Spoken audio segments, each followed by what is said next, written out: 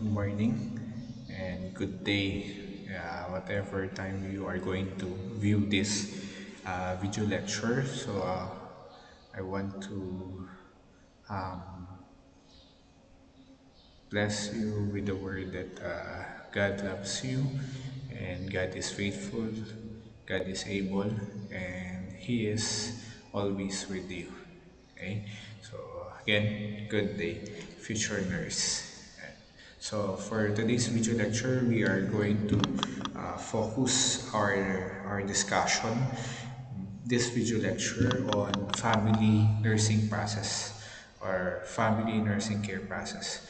So from the previous readings that you had, and the previous video lecture that we have uploaded, you have learned about family, the different concepts, different definitions, meanings of a family, the levels of prevention in terms of an individual clientele and also of a family.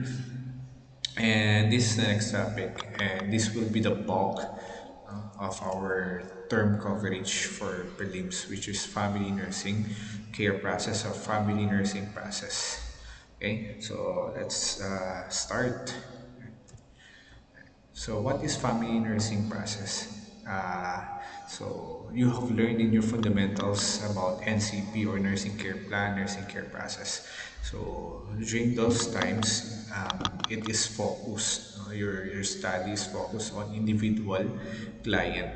Okay, and for community health nursing, since we have been saying that family is the basic unit of a society, the fundamental block of a society, there is also a nursing care process focused on families. Okay, and that's what we call family nursing process. So, just to have a recap, when you say nursing process, it's a systematic, okay, scientific, dynamic, ongoing interpersonal process in which the nurses and the clients are viewed as a system, with each affecting the other and both being affected by the factors within the behavior. So, first, it is systematic. We know that nursing process have steps, have phases, have processes, and it is in a logical manner. It's in a sequential manner. Okay, scientific because it's based on knowledge, based on science, based on studies, researches, and it is dynamic because it changes from time to time, depending on the need, depending on the concern, depending on the assessment, depending on the evaluation, depending on the situation. Okay, and same as true with family nursing process. Okay, and sabi rin dito, it's in interpersonal process. Why? Because there is dealing between a nurse or nurses and a client. For this topic, we are talking about the family. Okay, so there will be interpersonal relationship, interpersonal uh, dealings, socialization between the nurses or a nurse and the family. Okay, and both, as said in this definition, affects one another. Okay, there will be an effect on the nurse, there will be an effect also on the family. Okay, so as we go along to this discussion, we are going to learn, we are going to realize and reflect what are the effects of one another. Okay, between a nurse and a family. So, that is nursing process. So, kaibahan lang dito, no, is generally is when you say family nursing process, your client is the whole family, not only an individual. So, the steps, okay, relating, assessment, planning, implementation, and evaluation. So, isa-isahin natin yan. I know you are more familiar with the assessment stages, planning, implementation, and evaluation. So, first, what is relating? Okay, so from the word relate, you are going to establish a relationship with the family. Okay, it's like in your therapeutic communication that you have learned during your first year, you try or you must not only try, build a working relationship, a rapport to your client. Again, in this context, we're talking about the family. Okay? You establish a working relationship to the family, a trusting relationship to the family. Okay? Establishing rapport and working relationship results in a positive outcome. Okay? Especially that you are trying to gain the trust of the client. Okay? Trust is very important in a working relationship between the family and the nurse. Okay? As said, it will give positive outcomes. It will give the most accurate possible data information that you need or the family needs to share with you. Okay, and other positive sides or positive outcomes are good quality of data, partnership and addressing identified health and problems. That's one of the most important aspect or outcome. Okay, you need to be partners with them. Okay, remember that in community health nursing or yes, community health nursing, um, clients are seen as partners, okay? Active partners, not only dependent recipients of care, but active partners. So, from decision making to the action stage, or when you say action stage, it's the working stage, implementation stage. Okay? Lahat ng phases po, mula assessment, hanggang planning, intervention, pati evaluation. So lahat ng phases ng your working relationship of your nursing process involved dapat po yung family. Okay? So they are active partners. Okay? Then even identifying health and problems, kasama po sila. Okay? Not like during your learnings in your individualized nursing care process, you're the one who is identifying problems, okay, based on your assessment. But here, in your nursing care process on your family, you need to involve them in every step, in every phase of your nursing care process. Then satisfaction of the nurse and the client. Okay, meaning both of you uh, should have met objectives, your objective as a nurse and objective as a client or as a family. Okay? So that will bring satisfying success on both parties. Okay? Hindi po pwedeng yung nurse lang ang satisfied sa outcomes, hindi lang din naman pwedeng family lang. Okay, since you are partners from the very start, it should be satisfying for both of you from the first step hanggang po sa huli po.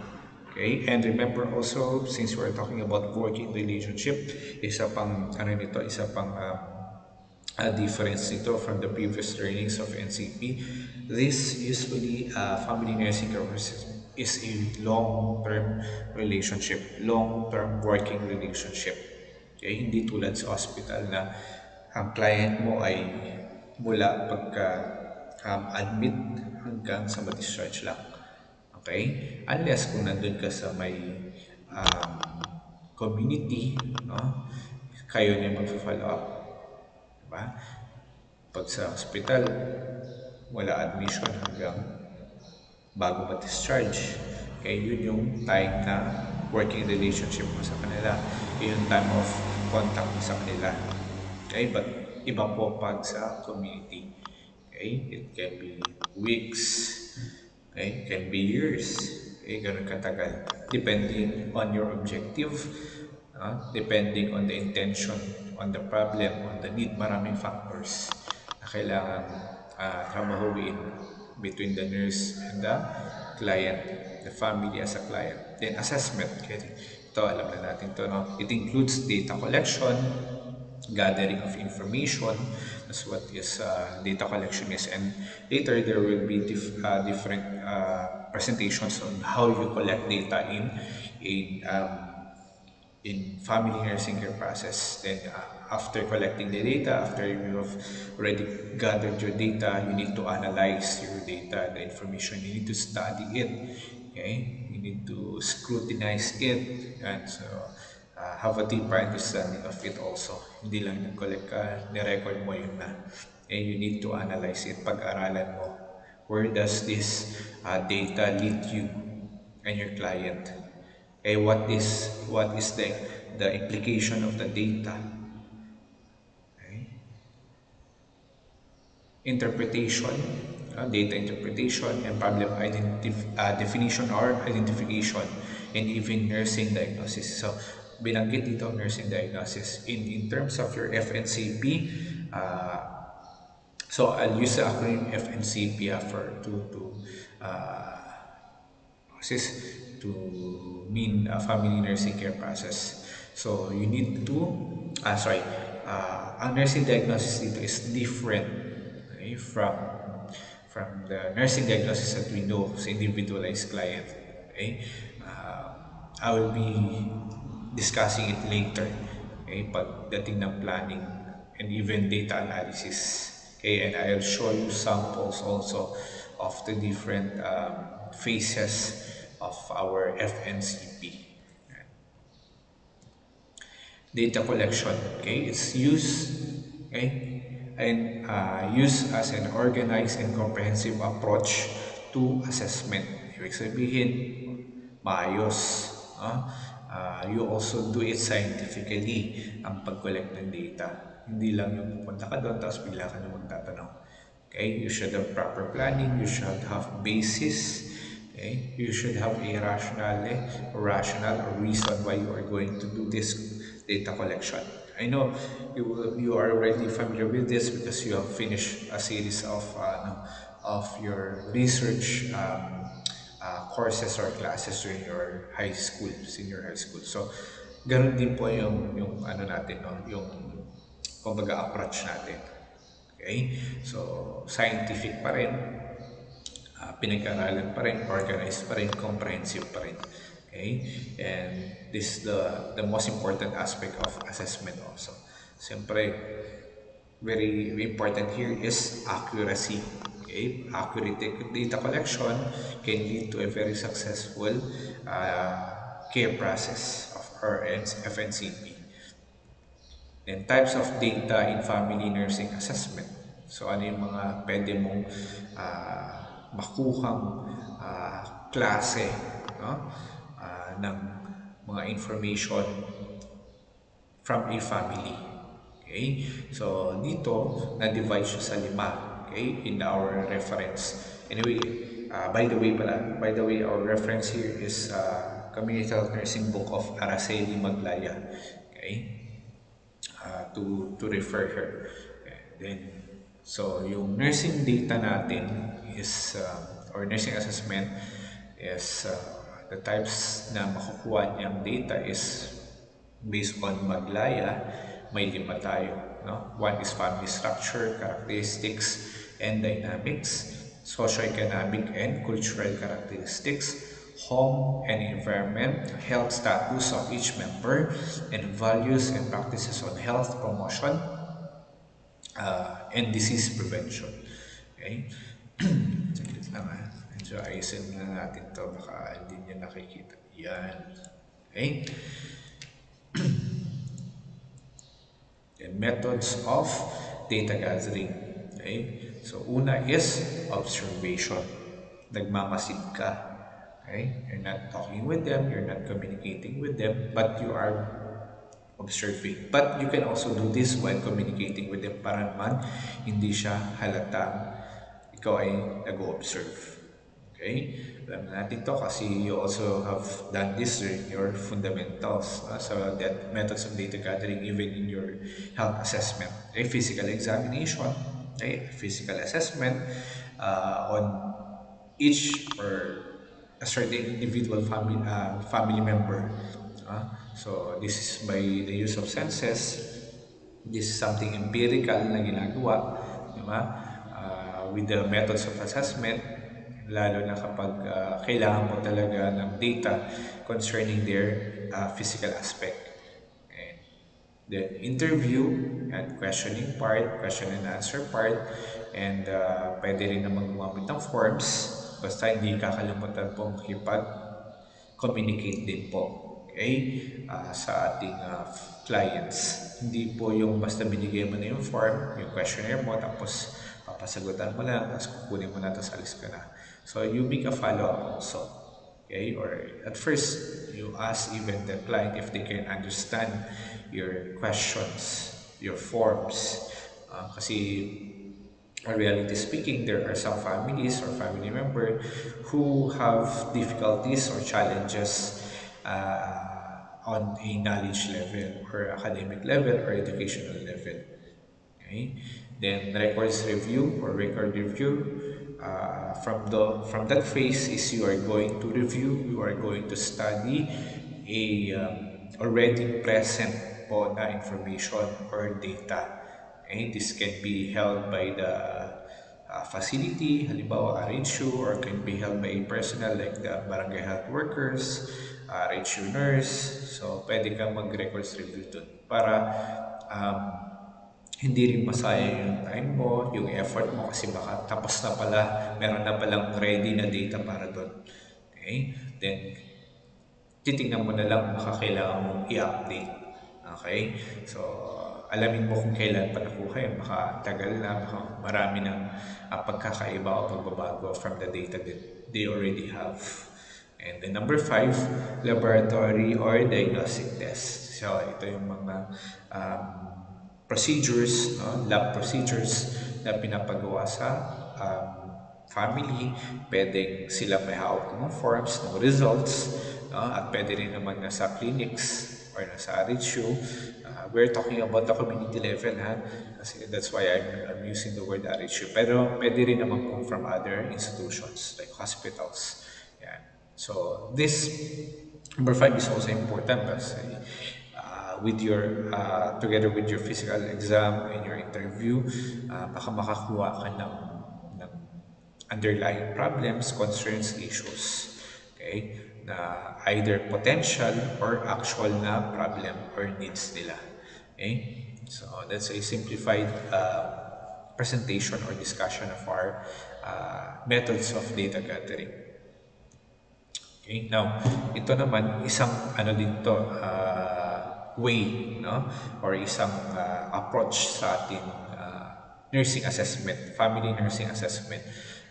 Kung yung kanina is we were talking about of types of data collection, ito rin po na presentation is also a type of nursing assessment.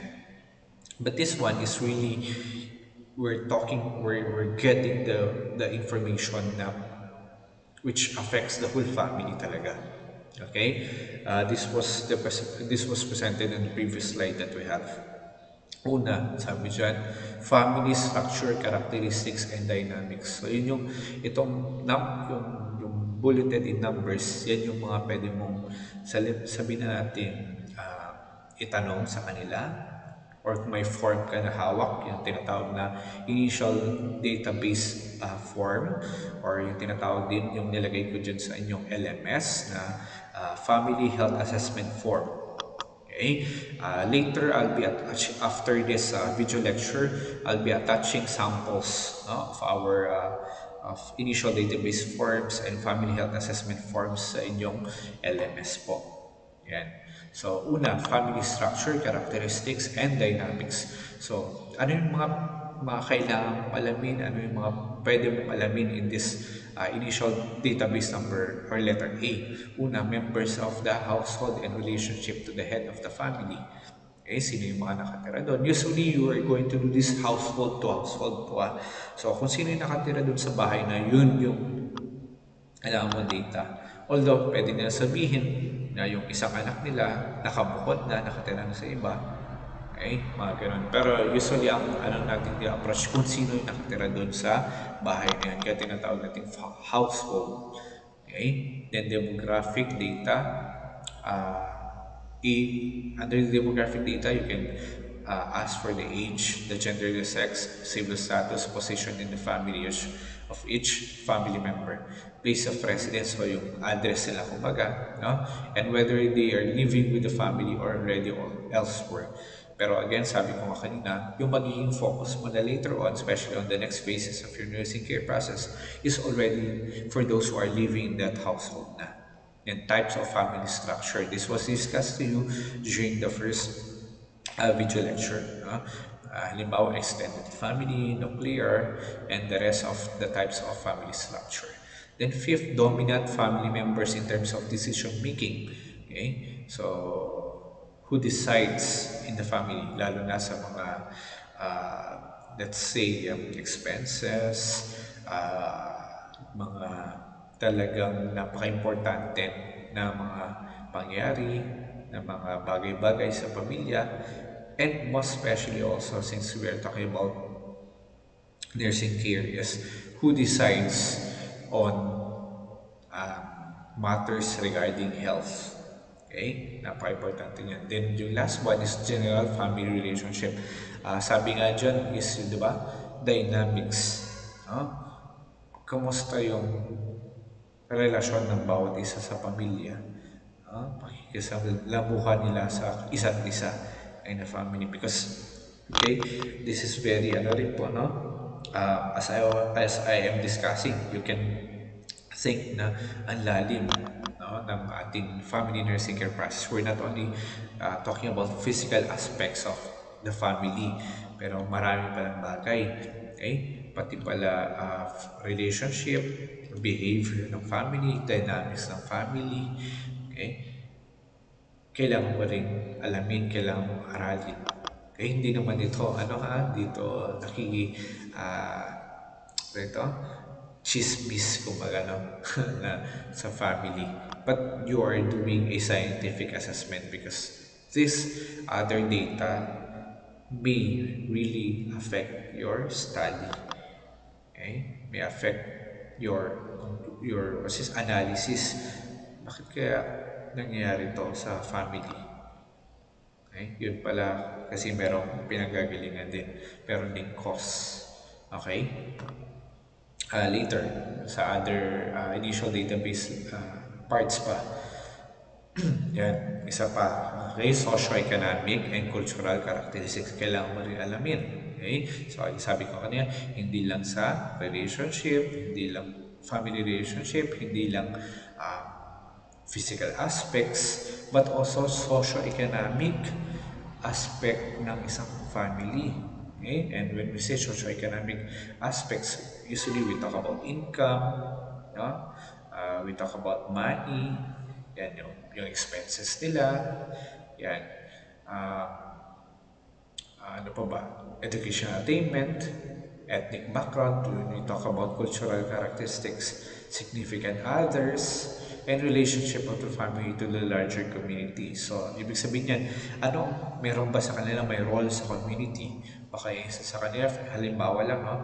Yung tatay nila is barangay tanod, yung nanay nila is barangay health worker, okay, yung anak nila is SK Kagawad. So, then, nyo makikita yung relationship of the family to larger community. Baka may contribution sila sa community, may role sila sa community. Then number 4, significant others are their support system. Okay? Especially the family or relatives na napaka-importante sa family. Usually meron ganun, no?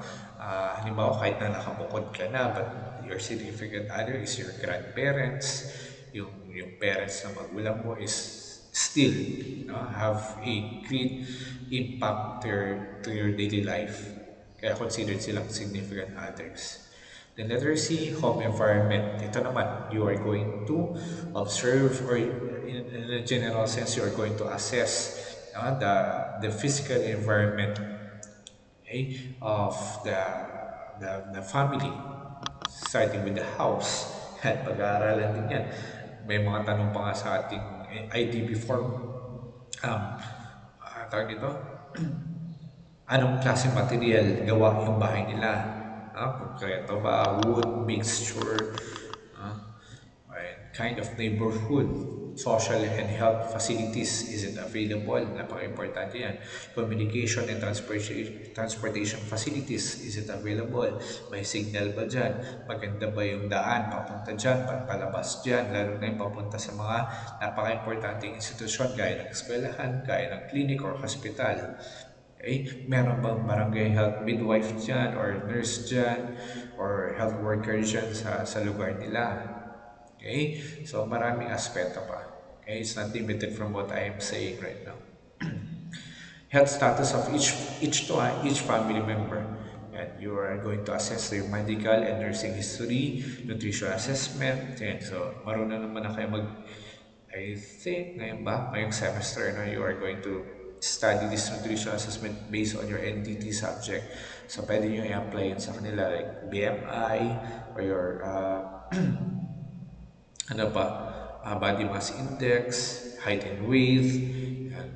So, ano ba rin, aralin mo rin sa kanila, developmental assessment of infants, toddlers, and preschoolers. Ito medyo malalim na pag-aaral ito because you're going to study developmental stages from infants, toddlers, and preschoolers. Ano ba dapat yung sinasabi ng references ng normal na pattern ng growth ng mga batang ito? Okay? Not only physically, but even psychologically, socially, kailangan din yun. Then physical assessment of each family member, no? Especially giving focus on those who have presence of illness. Then fifth, results of laboratory diagnostic procedures supporting the results of your physical assessment. Then letter E, values and practices of health promotion, maintenance, and disease prevention. Well, ito naman, you are going to, from those terms na practices, you are going to assess their health practices, the health maintenance practices, or some practices that can lead them to be at risk of having a problem, an illness, a disease. So, health management naman to. Health management, health perception, health practices, yan. Parang siya yung nasa number 1 ng inyong Gordon's 11 functional pattern. Yan. Yan, no? This data, okay, that you have gathered in your nursing assessment can be divided into two further assessments. May tinatawag tayong first level assessment at meron din pong second level assessment. So, unahin muna natin itong first level assessment. Okay? So, when you say first level assessment, these are the data on the status or the condition of family households. Okay? So, number 1, under family house condition or status of the health of the family is presence of health threats or sinasabi nating health threat. Ano ba ang health threat? Sabi dito, ang health threat ay conducive or conditions, conditions that are conducive to disease, accident, or failure to realize one's health potential. Okay? So, ano yung threat? Threat po ito. Saglit lang. I-edit na natin dito. Anyway, kayo lang makakita nito. Not threat. Okay? It should be threat. Sorry. Okay? Ano yung mga bagay-bagay in your assessment na nakita mo pwede na maging threat sa kalusugan ng pamilya? Okay? Conditions.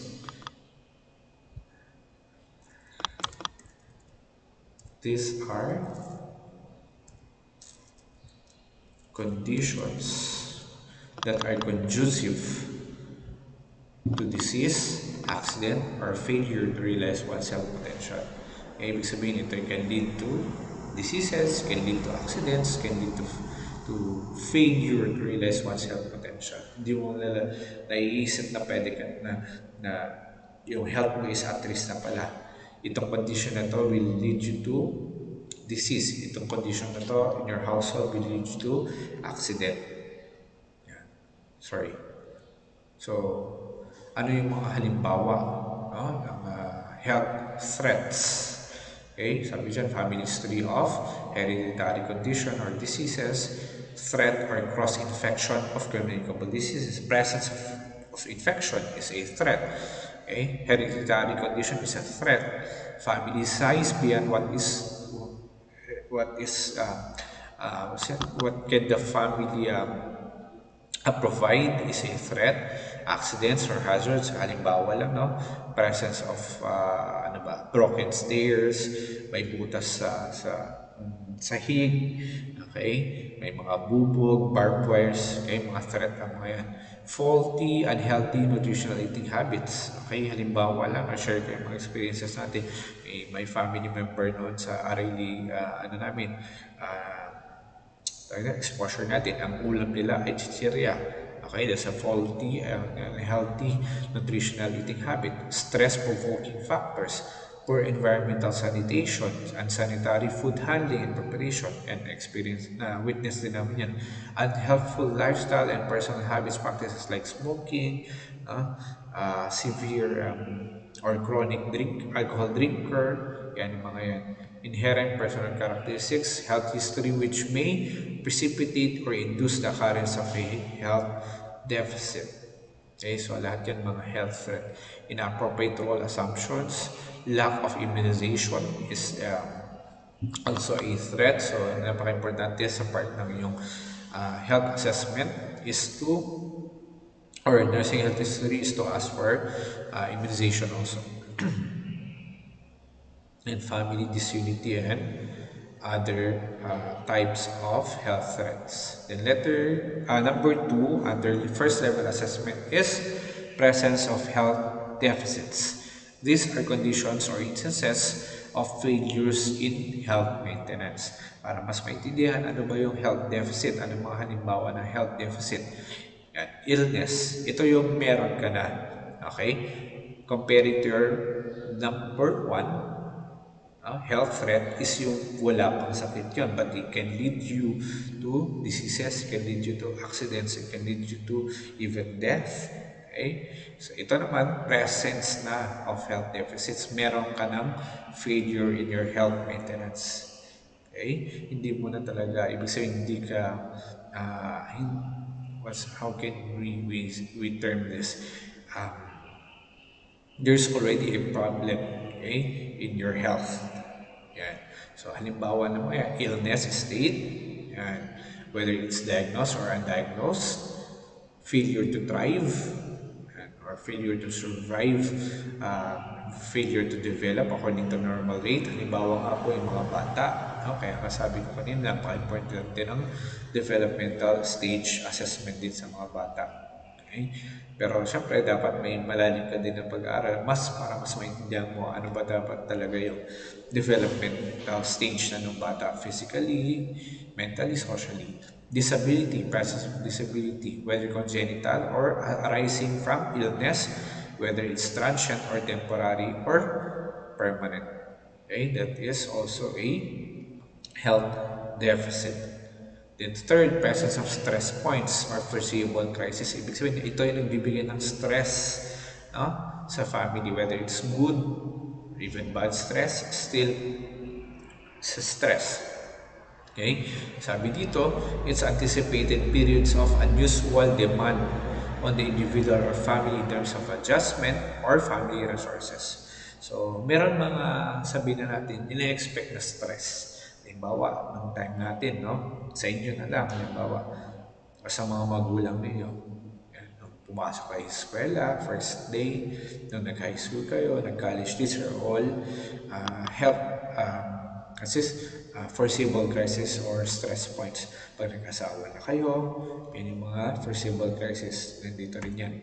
Marriage, even pregnancy, labor, and puerperium, parenthood, yan, additional member of the family, kunyari ng anak, or nadagdagan kayo sa pamilya, yan, abortion, entrance in school, adolescence, divorce or separation, menopausal of the women, especially older women like your mother, loss of job, whether it's you have been fired or retrenched or retirement, still a loss of job yan.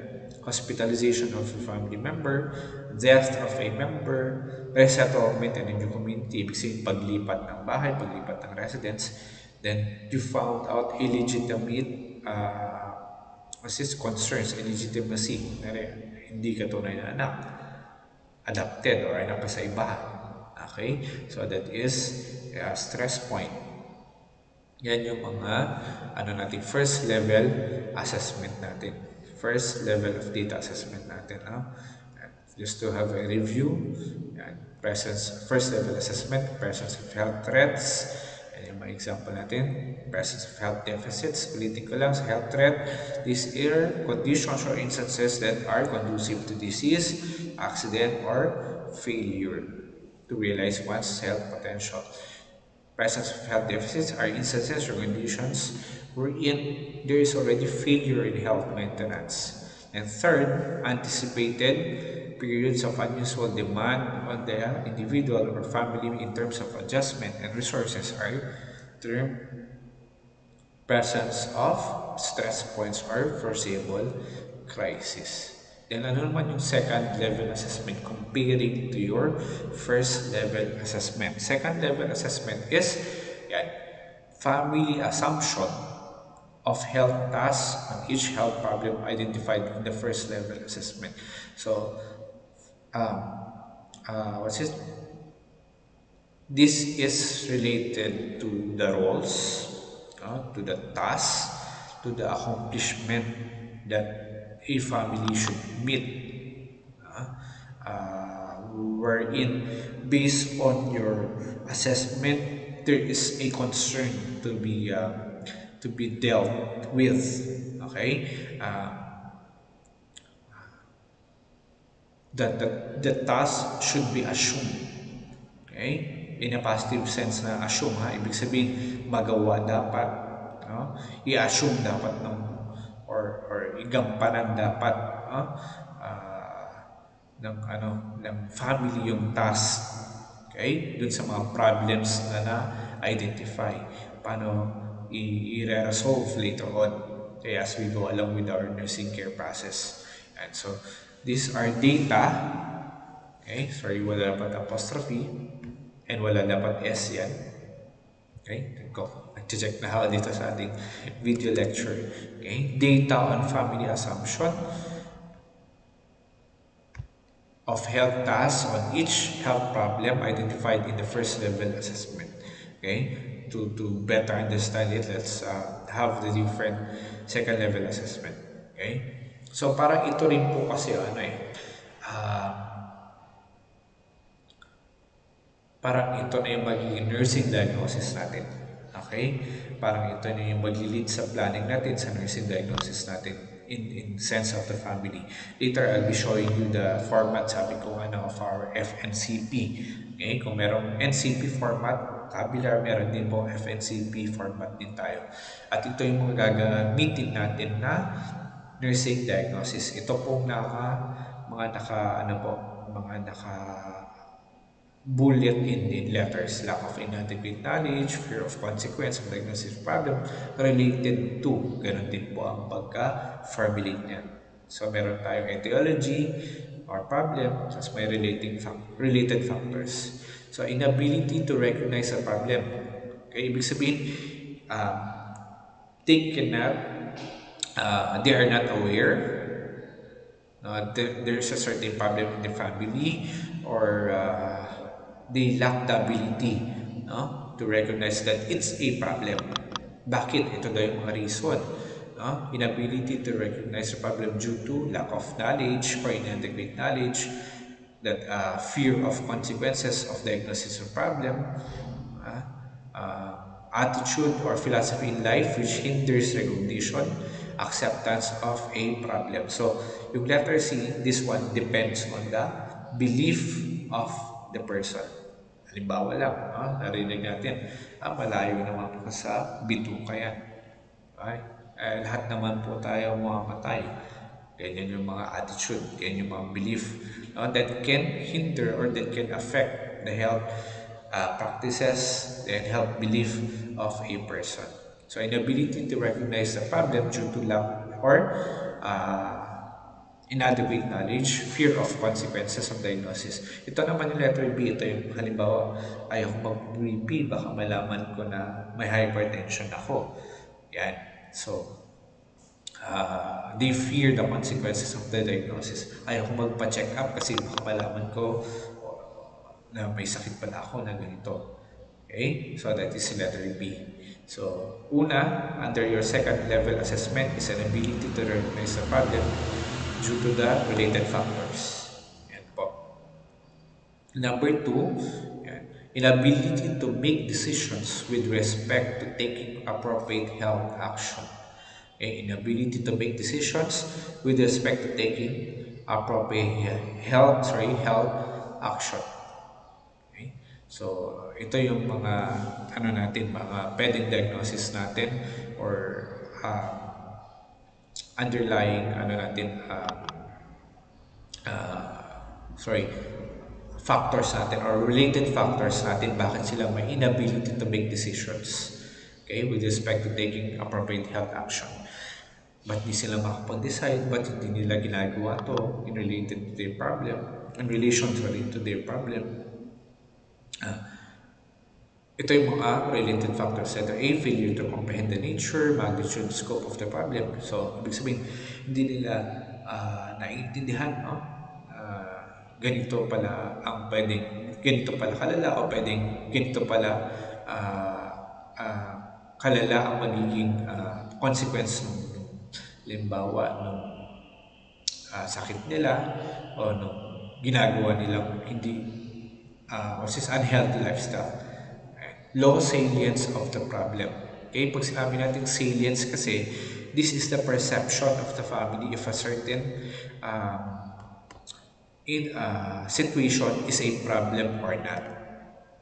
Okay? Halimbawa lang, tatanungin mo, para mas maintindihan niyo. Pag sinabi mo, tinanong mo, Sir, sa tingin niyo po ba yung pagkakaroon ng butas ng, kasi nangyari ito sa akin, pagkakaroon po ng butas sa sahig ninyo dito sa inyong bahay ay problema o hindi?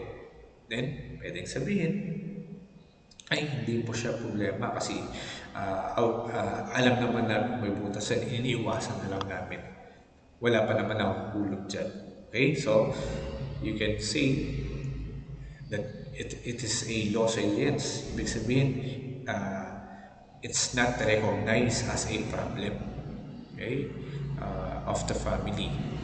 Okay? Ganito kasi yan, no? Sa community health nursing, sa family nursing process natin, isa rin na factor na kailangan mo tignan is the recognition of the family if it's a problem or not.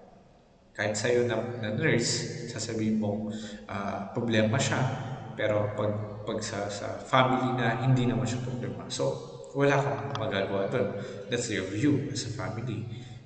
Kahit na sabihin mo priority ito, pero sa pamilya hindi pala siya priority. So, mag-iiba yung course of action mo as a community health nurse. Feeling of confusion, helplessness, or resignation brought about by perceived magnitude gravity of the problem. So, ito is also related to support system, related to the mental aspect of the person. So, kasi may confusion, may helplessness. So, grabe na halimbawa, grabe na yung sakit. So, yung tao, na-confuse na siya kung ano dapat ang gawin niya. Kanino pa talaga ako pupunta? Ano ba talagang dapat gawin dito sa sakit na to? May pag-asa pa ba ito? Okay? So, that can also affect the decision making and taking action to his or her situation. Lack of or inadequate knowledge ulit, inability to decide which action to take among the list of alternatives. Sa dami naman ngayon ng options. Option A, B, C, D, E. Hindi mo na alam kung ano unahin mo, ano ang gagawin mo dun. Okay? Inability to decide which action to take among the list of alternatives. Well, that is very important in the sense that you can help the family as a healthcare professional to decide. Remember, you are only going to facilitate. Okay, your presence there is to help. Okay, decide on the part of the family, but you are not going to decide for them. Okay? Then conflicting opinions among family members, significant others regarding the action to take. Yan. So, pag hindi nagkakaisa na yung pamilya, okay, magkakaroon ng problema dyan. Then lack of or inadequate knowledge of the community resources for care. Ibig sabihin yan, hindi nila alam na meron palang ganito.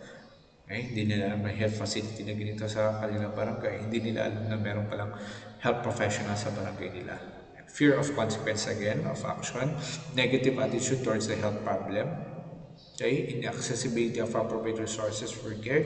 It's related to letter G. Lack of trust, confidence in health personnel or agency. Yan.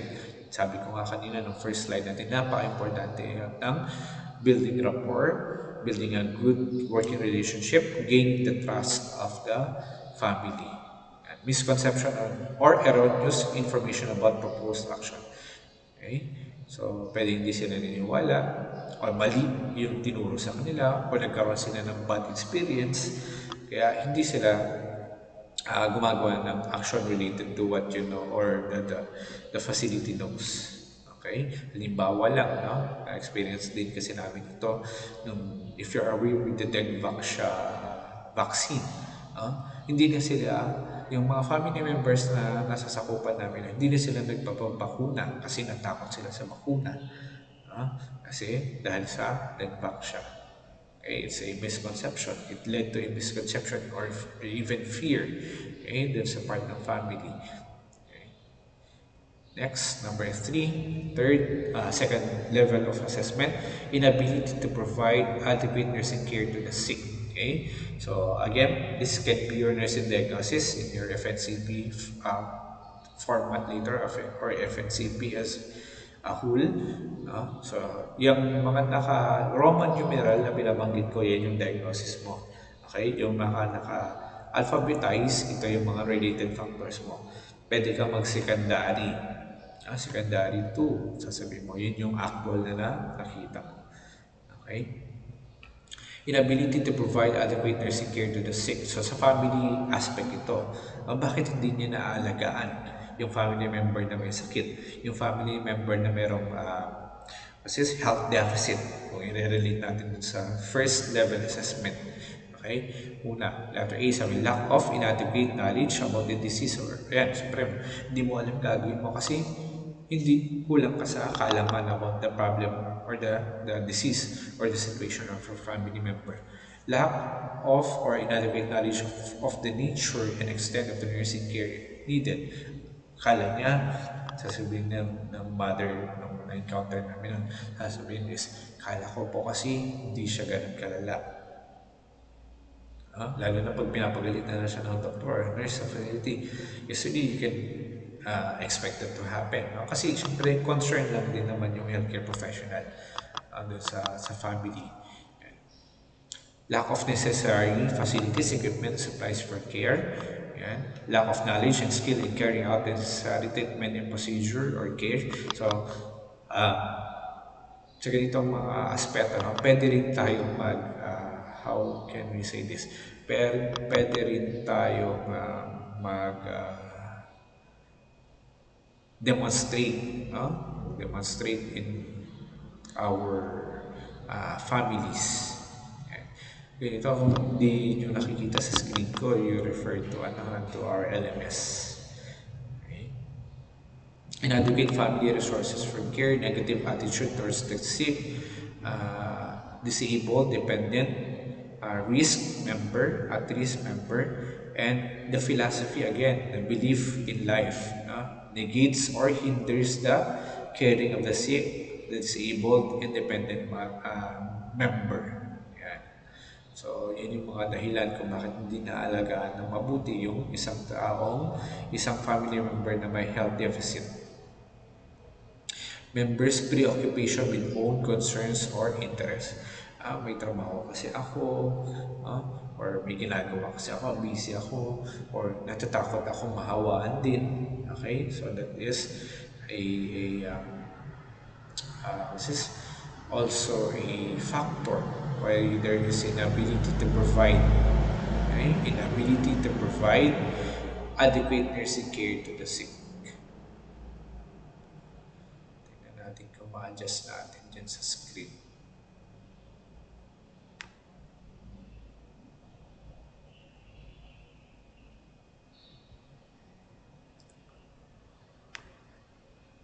Yeah, better. Okay, sorry for the.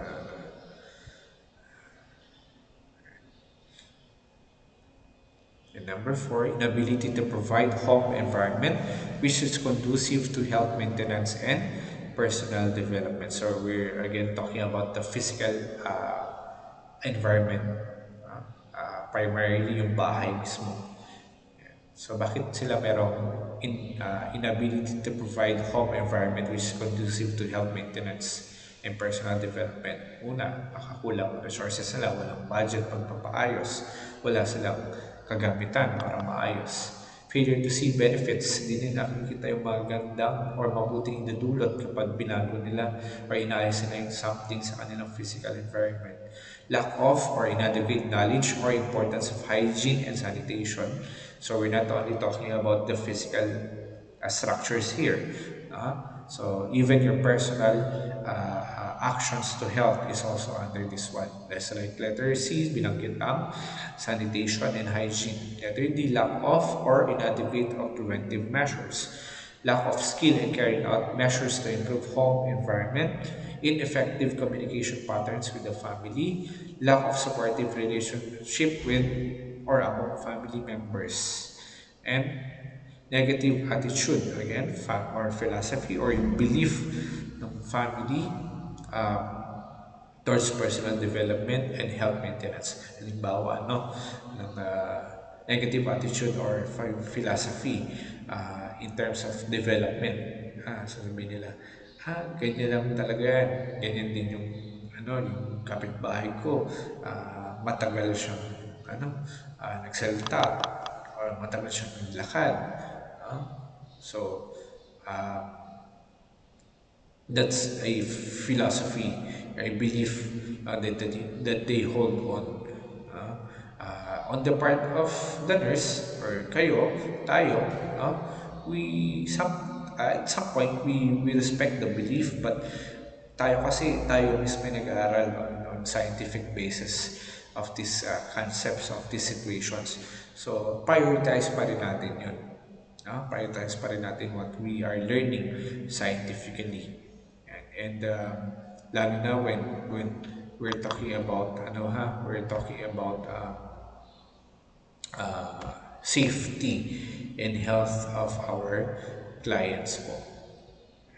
Then number five, failure to utilize community resources for healthcare due to, yan. So, ito yung sinasabi ko earlier na hindi nila alam o hindi nila nagagamit yung mga facilities, resources sa community dahil yan, letter E, sabi, inability, inadequate or lack of knowledge na meron pala sa kanila yung facility na yan. And when, or resources, when I say resources, I'm talking about both or all resources. Halimbawa, yung facility resources, equipment resources, supply resources, health personal resources, and failure to perceive the benefits of healthcare services, lack of trust, confidence in the agency personnel, previous unpleasant experience. Binigay ko na example kanina. Fear of consequence of action, and unavailability of required care or service. Yan. Halimbawa na lang, yung mga lugar sa Pilipinas na walang doktor, walang RHUs, walang barangay health workers. Inaccessibility of required care service. Meron, kaso malayo. Halimbawa, or halimbawa yung nakikita natin sa mga documentaries, ang layo ng lugar nila. They need to walk for how many kilometers. They need to cross rivers. They need to really go to mountains to or yes cross it to reach yung health facility. Negative attitude, philosophy, and lack of support from the community or even from the government. Then, yan na po, yun yung lima. Okay? Na secondary level assessment natin based on the first level assessment. Okay, so related po yung first and secondary level assessment po ha. Again, yung second level assessment is the uh, family assumption of health task. Okay, yung role nila, ito yung aspeto na they will take action. Sabi nga dyan, the task, okay, that they need to do on the problems that is already identified on the first level assessment. So, related yung mga problems sa secondary level, first, primary level assessment or first level assessment to your secondary or second level assessment po. Okay? So, yan yun. Deeper, studies, no? Or deeper translation lang nung first level assessment yung secondary or second level assessment. Again, there are five second level assessment. Inability to recognize the problem, inability to make decisions with respect to taking appropriate health action, inability to provide adequate nursing care to the sick, inability to provide home environment which is conducive to health maintenance and personal development, failure to utilize community resources for healthcare, and those are the brief discussion on first level assessment and second level assessment. So I advise you to read again in our LMS the text presentation of this one. Then you watch this video to have a better understanding. Okay? Ano ba yung secondary level assessment? Ano ba yung primary? Paano ba siya i-relate?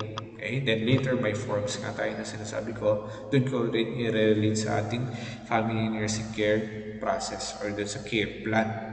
Okay? Then data analysis. Pag-study na ng data. The standards of norms used or utilized in determining the status of the family as a client or patient that can be classified in three types. Normal sila, normal health of individual members, home and environment conditions conducive to health development, family characteristics, dynamics, or level of functioning conducive to family development. So, yun yung magiging interpretation mo dun sa mga data na nakuha mo. Yun yung analysis mo, yung pag-aaral mo dun sa mga data na nakuha mo. You can classify it into three types. Normal health of individual members, home and environment conditions, family characteristics, dynamics, and a level of functioning. Then, identifying five health tasks. Okay? Ito yung in relation to, parang summary na po ito, no? Ng ating mga binanggit on the early slides, or previous slides, I should say, no? Ito, yung una, related to yung tatlo, no? 1, 2, 3, related yan sa first level assessment. Ito, next na lima, related dun sa second level assessment. Okay? Parang sinamarize na lang dyan. Pero syempre, mas specific yung presentation ng previous slides po. Then, nursing diagnosis. Okay? Sa nursing diagnosis natin, we can categorize the data that we have gathered into five. Okay? Health deficit, discuss natin, health threat, foreseeable crisis, health needs, and health problems. Po. Ito, discuss natin mamaya dito sa may family care plan. Okay? So, sabi ko kanina, if there is an individualized care plan to your clients, to your patients in the hospital, meron din tayong care plans para sa pamilya, sa isang family. Okay? So, balikan lang natin ano yung family care plan. It's the blueprint, it's a guide of care that the nurse designs to systematically minimize or eliminate the problem. Okay? Okay, problem of the family, problem on health of the family, and it is explicitly formulated outcomes of care, yung family care plan. Ano ba ang plano mo? Ano ba yung plano nyo dun sa identified problems or needs ng uh, family based on your assessment? Okay, so do not be confused because it has the same principle in your nursing care plan. Only that your client is different. Kumbaga if I will be using the word larger, your client is larger than the individual patient in the hospital. Kasi buong pamilya to. Again, family care plan, it's the guide, it's a blueprint, okay, of the care that the nurse designs to systematically minimize, kung hindi siya totally ma-eliminate, or eliminate the identified health and family nursing problems through explicitly formulated outcomes of care. Pag sinabi natin si care, ano ba yung gusto mo? Sorry, hindi naman sa gusto mo, pero ano ba dapat yung mangyari? Okay? Na end result dun sa problems na na-identify nyo. So characteristics, again, sabi ko, it's almost the same with your individualized nursing care plan. Okay? Sa ating, what are the characteristics of your family care plan? Okay? This is to, sabi natin, first, siyempre, to solve or minimize the existing problem. The NCP or nursing care plan is a product of deliberate, systematic process. Binabanggit ko kanina pa, no? That family nursing process is systematic, it's scientific, same with the application sa nursing care process, plan po. Dapat nang pinag-aralan na mabuti to. Okay? The NCP, as all with other plans, relates to the future. Okay? Since it talks about planning.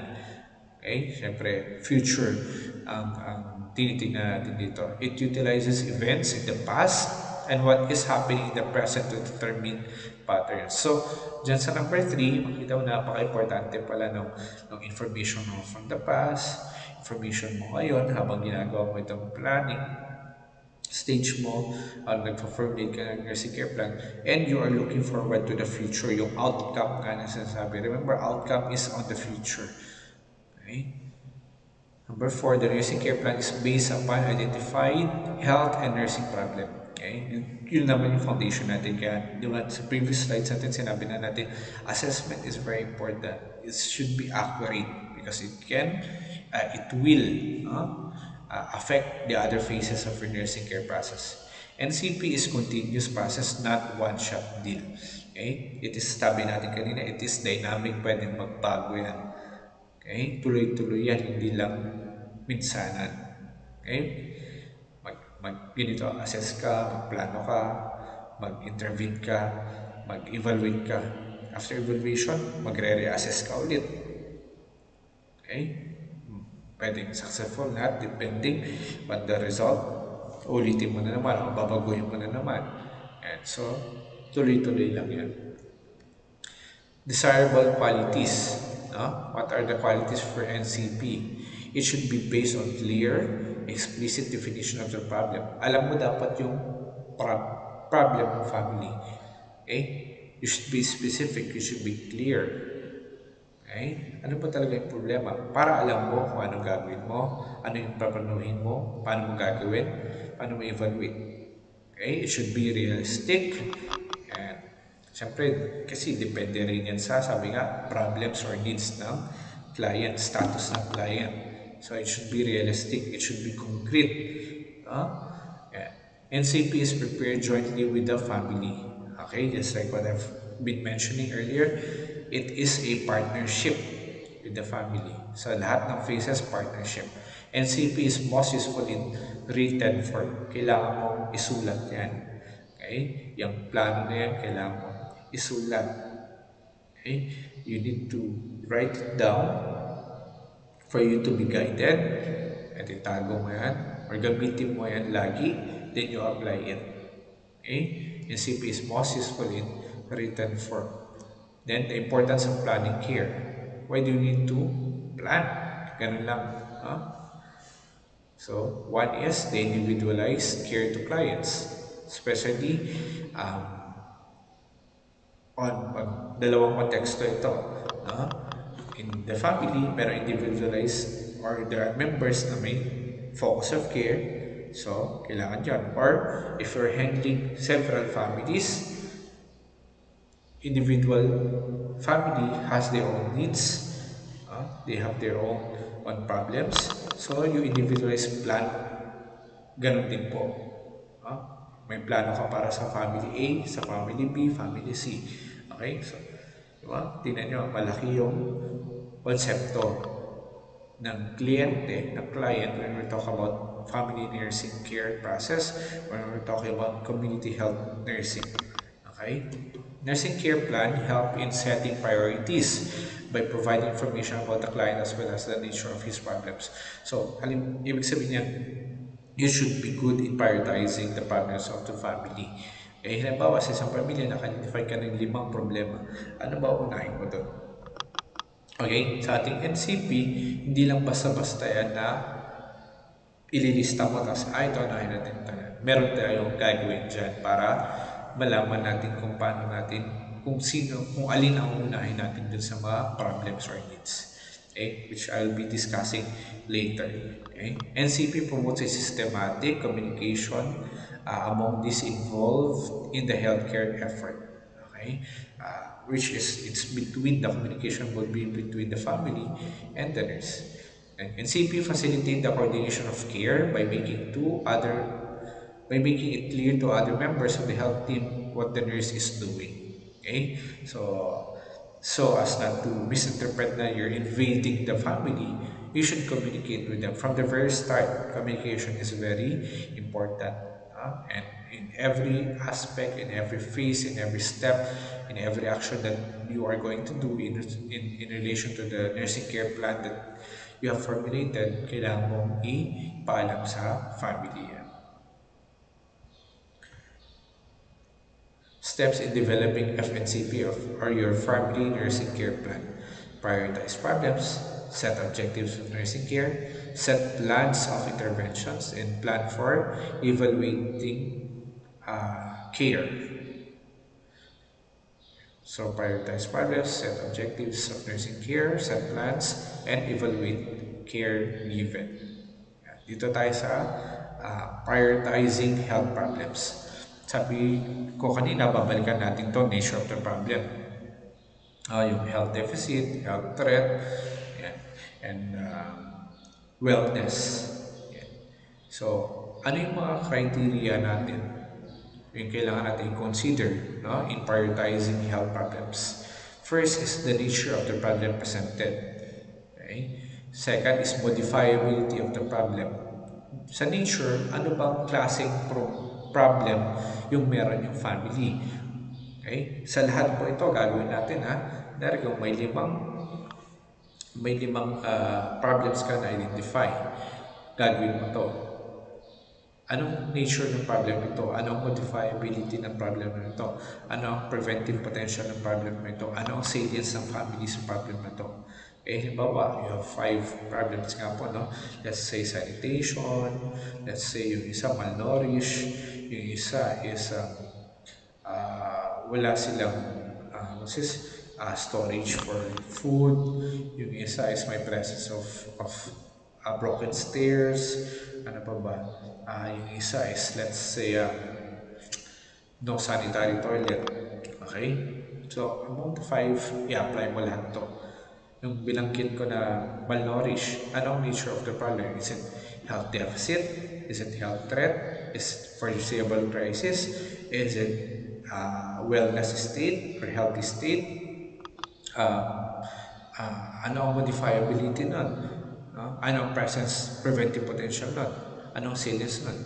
Okay? Ano nga ba yung modifiability of the problem? Pag sinabi natin modifiability of the problem, it refers to the probability of success in minimizing, alleviating, or totally eradicating the problem through intervention. Ibig sabihin, yung problema mo na ito, pwede pa nating mabago, ma mapaiksi or maiwasan yung yung long term effects. Pwede ba natin totally na maalis itong problema nito ng family? Okay? Halimbawa, yung limang binanggit ko, aralin mo ulit yung modifiability ng mga yan. Okay? Yung malnourishment, yung improper food what's this? Improper or lack of food storage, sanitation within the surroundings, ano ba yung sabi ko isa? Unsanitary toilet, okay? Lahat yan, alamin mo. Ano ang modifiability ng problem nito? Pwede po bang ma-minimize, ma-eradicate ang malnourishment dun sa family? Pwede po bang ma-eradicate yung unsanitary toilet? Okay? Yung problem sa sanitation sa environment nila. Kasabihin na natin yung panglima is chronic chain smoker yun. Halimbawa lang ha, yung isang family member. Okay? So, pwede po bang ma-minimize, ma-alleviate, ma-eradicate? Then third, preventive potential. Ano yung preventive potential? Refers to the nature and magnitude of the problem, of the future problem that can be minimized or totally prevented if interventions is done under consideration. Okay? So, maiwasan pa ba yung paglala ng future problem in relation to the present problem? Okay? Alamin mo naman yan dun sa number of problems. Then fourth, salience. This refers to the family's perception and evaluation of the problem in terms of seriousness and urgency of attention needed. Halimbawa, yung which sinabi ko, unsanitary toilet. Sa tingin niyo po ba, sir, ma'am, ang pagkakaroon ng unsanitary toilet, it depends on how you say it. Ang unsanitary toilet is problema po ba ito sa inyo o hindi? Pwede sabihin nilang problema. Seryosong problema po ba ito? Kailangan ng agarang solusyon? Ay, pwedeng sabihin, hindi naman ito seryoso, hindi rin naman ito agarang solusyon kasi sanay na kami na ganito yung toilet namin. Okay, mga ganong aspeto.